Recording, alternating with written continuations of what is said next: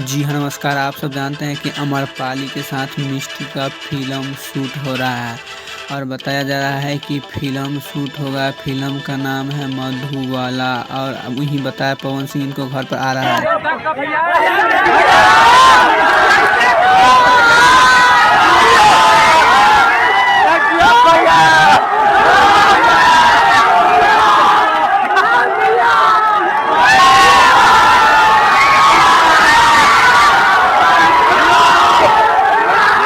बहुत खुशी की बात है, पवन सिंह अपने साली डिम्पल सिंह के साथ मिष्टी का घर आने का तैयारी कर लिया है और वहीं पर बताया जा रहा है कि पवन सिंह बोला है हम आज जाएंगे मिष्टी के घर।